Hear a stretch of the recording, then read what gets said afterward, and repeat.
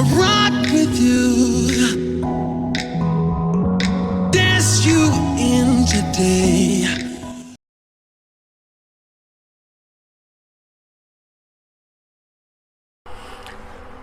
अस्सलाम वालेकुम, it's me Faisal Saeed, you are watching rock with right. मैं अपनी मोटरसाइकिल की क्लच प्लेटें और इसकी जो स्टील प्लेट्स हैं वो तब्दील करने लगा हूँ। और मेरी जो मोटरसाइकिल है एज़ यू नो के यामाहा YBR ही ज़्यादा मैं वीडियोस इसकी बना रहा हूँ, और यामाहा YBR की ही क्लच प्लेटें हैं और इसकी जो स्टील प्लेट्स हैं उसको तब्दील करने का मैं तरीका बता रहा हूँ। तो मेरी ये जेन्युइन क्लच प्लेट्स हैं और मैं फ़र्स्ट टाइम इनको तब्दील कर रहा हूँ, ठीक है। ये भी बता दूँ, इससे पहले भी मैंने एक वीडियो बनाई थी जिसके अंदर मैंने इसका शिफ्टर स्प्रिंग तब्दील किया था, साथ क्लच प्लेटें तब्दील करने का भी तरीका उसमें आ गया था, सेल्फ स्टार्टर रिमूव करने का तरीका भी आ गया था, और क्लच हाउसिंग ओपन करने का भी सारा तरीका उसमें, यानी कि मैंने सारा तरीका एक में कवर किया था। लेकिन अब मैं आपको थोड़ी मज़ीद डिटेल जो क्लच प्लेटों के हवाले से है वो मैं आपको बता देता हूँ कि किस तरह से तब्दील होंगी। और उससे पहले एक डिस्क्लेमर आपने पहले भी देखा है वीडियो के ऊपर, और एक अभी भी बताऊँगा, अगर आपको टेक्निकल काम की नो हाउ नहीं है आपको और आपको बेसिक्स भी नहीं पता है, तो आप ये किसी टेक्निकल आदमी से ही काम करवाएं, जो मैकेनिक है, जो इस काम को समझता है उससे करवाएं। अदरवाइज़ अपनी मशीन को मत खोलिए आप, ठीक है।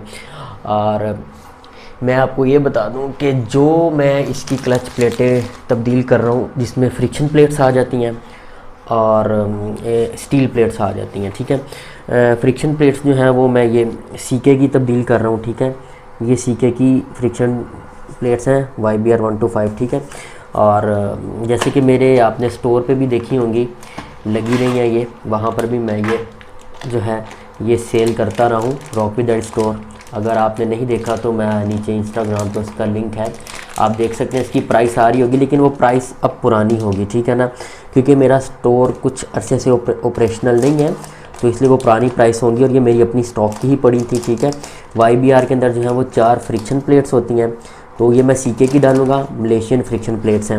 उसके बाद जो मैं इसकी स्टील प्लेट्स हैं वो होंडा CG 125 की डालूँगा, ठीक है, क्योंकि इसकी और YBR की सेम स्टील प्लेट्स होती हैं। इनको कुछ लोग प्रेशर प्लेट भी कहते हैं, लेकिन वो इस्तेलाह गलत है, ये असल में स्टील प्लेट्स होती हैं। प्रेशर प्लेट क्या होती है वो मैं आपको ये खोलता हूँ तो फिर बताऊँगा कि प्रेशर प्लेट जो होती है वो जिसने क्लच के पूरे हाउसिंग को जो पैक किया होता है वो प्रेशर प्लेट होती है। तो ये CG 125 की है, इसके ऊपर ये आपको लिखा होगा कॉमन। तो ये जो कॉमन होता है, कॉमन जो है होंडा की जो पार्ट्स की अपनी कोडिंग है उसमें 125 को बोलते हैं, CG 125 के ये पार्ट्स को बोलते हैं, ठीक है। तो स्टील प्लेट्स मैं इसकी डालूँगा, ठीक है। ये 160 रुपये की, 160 रुपये की एग्जैक्टली 160 रुपये की एक है, ठीक है।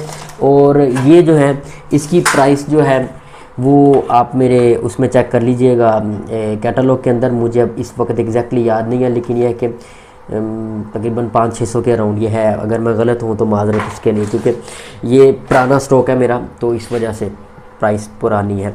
अच्छा, तो सबसे पहले क्या करना है मैं आपको दिखा देता हूँ कि सबसे पहले ये 8 नंबर के जो बोल्ट हैं, ठीक है, ये हम खोलेंगे। इसमें जो ये है जो आपका एक ये वाला बोल्ट, ये वाला जो बोल्ट है, ठीक है, एक ये लंबा होता है, बड़ा होता है, और एक ये जो कि स्टार्टर के नीचे होता है यहाँ पे, वो एक लंबा होता है, बाकी सारे सेम साइज़ के हैं। इसके लिए आपको 8 नंबर के स्पैनर के साथ या जो T स्पैनर है उसके साथ आपने ये सेल्फ के खोल लेने हैं।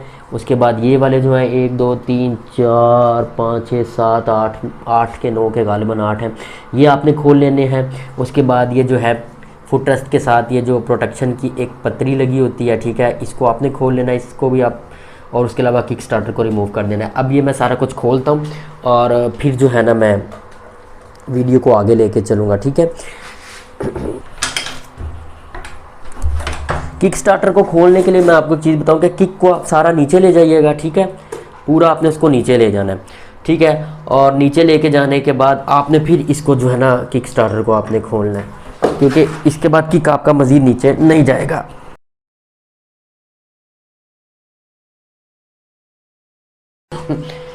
किक स्टार्टर रिमूव हो गया, ठीक है, रिमूव हो गया। अब इसके बाद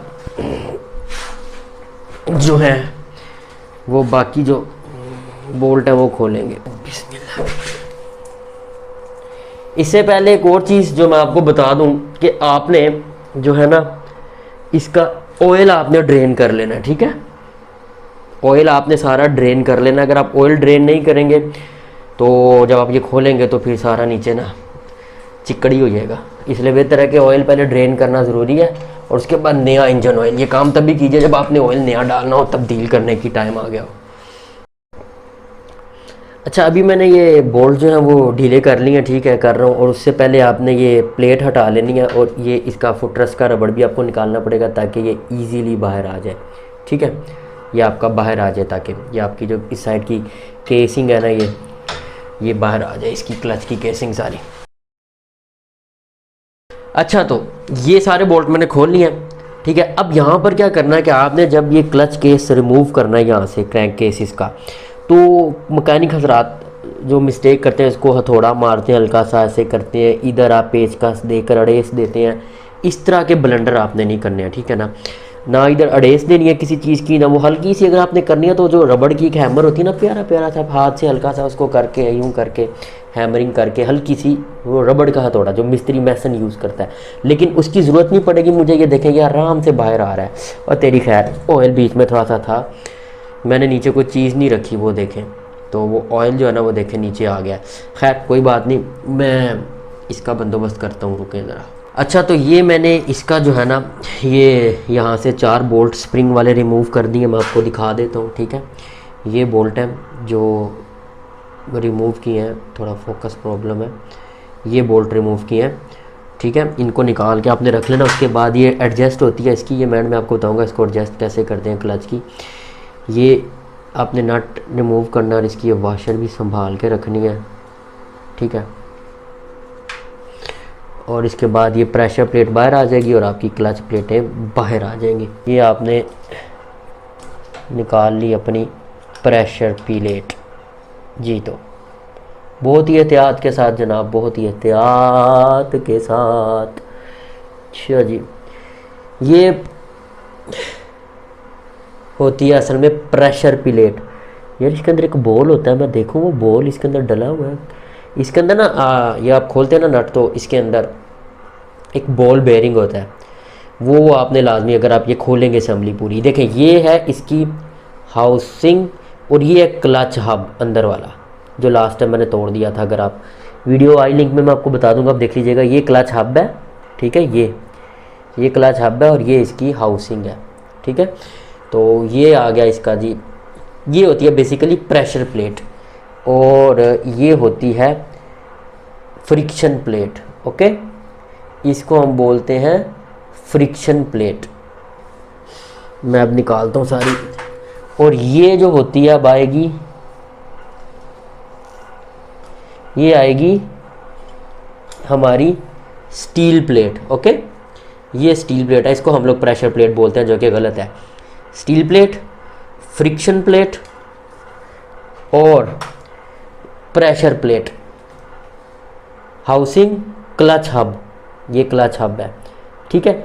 और इस पूरे पैकेट को जब हम करते हैं तो क्लच पैक भी बोलते हैं इसको, क्लच पैक।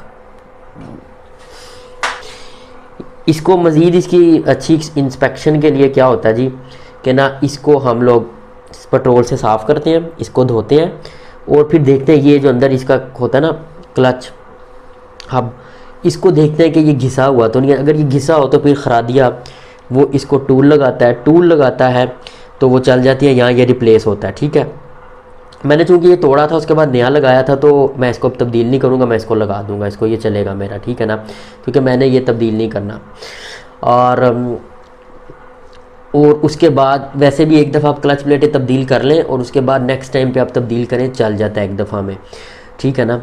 तो इतना इशू नहीं होता, आप तब्दील कर लें तो बहुत बेहतर है। लेकिन मेरा चूँकि नया मैं डाल चुका था, वो अगर आपने पूरी स्टोरी देखनी है क्यों तो मेरी वीडियो आप देख लीजिएगा। ये मुझे टूट गया था इसका लॉक, क्योंकि मेरे पास इसको होल्ड करने वाला टूल होता है, क्लच होल्डर, ये क्लच जो हब को होल्ड करता है वो अब मेरे पास मौजूद है। तो उस वक़्त मैंने इसके बगैर ही खोल लिया था। खैर, तो इसलिए मैं कहता हूँ कि अगर आप काम नहीं करते या अगर आपको शौक़ नहीं है या आप बिल्कुल नहीं जानते टेक्निकल, तो आप इसको ना छेड़ें। फिर भी आपको एक टेक्निकल नो हाउ होनी चाहिए, ठीक है, क्योंकि इसमें आपका नुकसान का अंदेशा भी हो सकता है और चोट लगने का अंदेशा ज़्यादा होता है, ठीक है। तो अभी तो अब यह है कि मैंने ये तब्दील किया हुआ है, ठीक है। ये मैं तब्दील कर चुका हूँ एक दफ़ा, क्योंकि मेरा ये टूट गया था एक दफ़ा इसको खोलते हुए, क्योंकि मेरे पास इसका क्लच हब को होल्डर जो डिवाइस होते हैं ना होल्डिंग करने के लिए, क्योंकि ये होल्ड होगा तो ये नट खुलेगा, क्योंकि मैंने शिफ्टर स्प्रिंग इसका तब्दील किया था गियर लीवर का। तो वो आपके पास जो है ना मौजूद होना चाहिए, फिर ये खुल जाता है, ठीक है।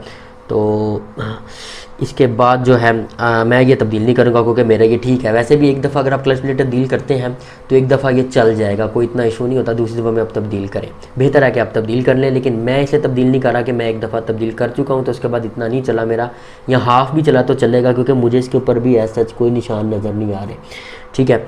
और आप इसको पेट्रोल से साफ़ करके इसका इंस्पेक्शन कर लेंगे। अच्छा, तो अब हम क्लच प्लेटें इसमें डालेंगे, ठीक है। मैं इसको कोई पेट्रोल से साफ़ नहीं कर रहा हूँ, ठीक है। ये क्लच प्लेटें आ गई हैं, तो इसको इसके अंदर अब क्लच प्लेटें डालेंगे बिस्मिल्लाह पढ़ के। इसको मैं अनरैप करता हूँ और इसका मुआवजना भी करता हूँ जो मैंने अपनी खोली है ना उनके साथ।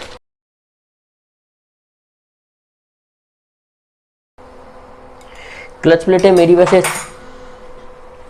चल जाएंगी, लेकिन अब मैं इनको डाल रहा हूँ बिस्मिल्लाह पढ़ के, क्योंकि हल्की सी मुझे अंडर पावर लग रही थी। मैंने आगे अगर टूरिंग पे मेरा प्लान था, अगर मसरूफियत हुई टूरिंग पे जाने की, तो फिर मैंने कहा इसको तब्दील कर लें। बिस्मिल्लाह की बरकत, बिस्मिल्लाहिर्रहमानिर्रहीम। एक डलती है इसमें जनाब वाला क्लच प्लेट और दूसरी डलती है इसमें स्टील प्लेट। ये स्टील प्लेट भी मैं एक दफ़ा वैसे चेक, अब मैं CG125 की जो है वो स्टील प्लेट खोली है, ठीक है। ये इसके बाद आएगी, तो अब मैं ये देख लेता हूँ कि इसकी और YBR की क्या वाकई सेम है कि एवं बातें बनी हुई हैं। पता होता ना एवं पागल नहीं बनिया हो। नहीं जनाब, बिल्कुल सेम है, ठीक है। ये देखें बिल्कुल सेम है जी, तो ठीक है जी, ये सेम है। एक जाएगी इसके अंदर, ये आपका अल्लाह भला करे स्टील प्लेट, ठीक है। ये देखें जी, CG125 की स्टील प्लेट गई अंदर एक। अब ये जाएगी फिर इसके अंदर अपनी क्लच प्लेट, ठीक है।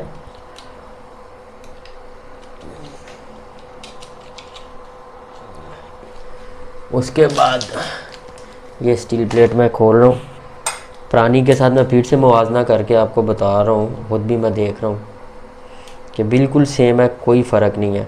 आप CG125 की इसमें स्टील प्लेट यूज़ कर सकते हैं, ठीक। अच्छा, तो अब ये है कि हमने क्या करना है कि ये 4 बोल्ट मैंने कस दिए हैं। अब क्या करना है कि ये इसकी एडजस्ट है, ये आपने क्या करना है कि ये इसका लॉक नट इसको लूज़ करके इसकी एडजस्ट करनी है फिलिप्स स्क्रू ड्राइवर से, और क्लच को दबा कर इसको आपने क्लच को प्रेस करके आपने इसको घुमाना है। जहाँ पर ये लूज़ घूमेगा, जहाँ पे ये आपका ये फ्रीली घूमेगा, वहाँ पर आपने इसको लॉक कर देना, ठीक है। जैसे कि अभी मैं इसको एडजस्ट कर रहा हूँ, मेरी असल में ना मेमोरी फुल हो गई है मोबाइल की, तो इस वजह से ज़रा ना अच्छा, यहाँ पर मेमोरी फुल होने की वजह से वीडियो में प्रॉपर पूरी रिकॉर्ड नहीं कर पाया।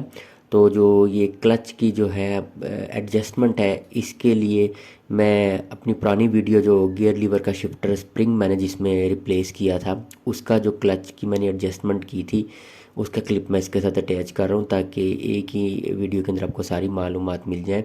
आप वो वीडियो पूरी भी देख सकते हैं, मैं उसका लिंक डिस्क्रिप्शन में भी दे दूँगा और आई बटन में भी वो मैं इस वीडियो में मुहैया कर दूँगा।